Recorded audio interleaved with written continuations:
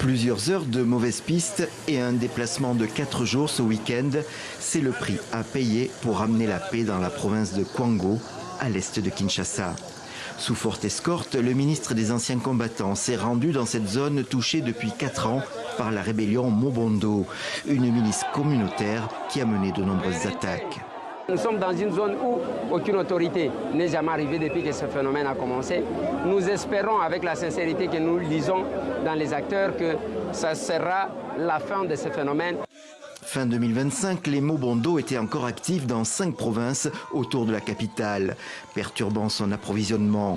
Les autorités de Kinshasa ont réussi à convaincre les communautés Teke et Yaka de se réconcilier. Ces derniers s'étaient révoltés contre l'augmentation des redevances foncières imposées par les chefs traditionnels Teke.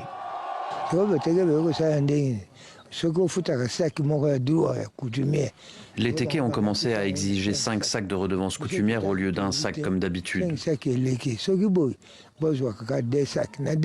Nous leur avons proposé 2 sacs, mais ils ont refusé.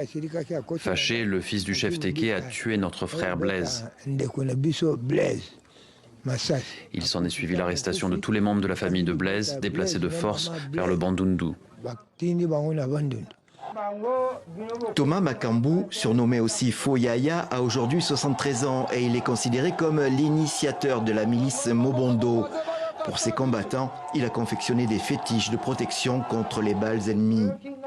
Il donne une deuxième explication à l'insurrection, la vente de terre à Joseph Kabila ou ses alliés, jugés proches des Rwandais, et qui aurait conduit à l'expulsion des cultivateurs Yaka. Comment les Mobondo ont-ils commencé à Kwamut? C'était quand les Teke ont vendu tout l'espace à Joseph Kabila. Et ils ont demandé à tout le monde d'évacuer les terrains qu'il avait achetés. Alors, nous nous sommes posé la question, pourquoi quitter? Encadré par des commandants Mobondo, le ministre Ntambwe a visité plusieurs villages, présidant à des cérémonies de remise des armes. Un matériel disparate mais important. Un seul message, l'heure est à la paix. La population semble soulagée et les combattants sont intéressés par la proposition d'être intégrés dans l'armée nationale congolaise.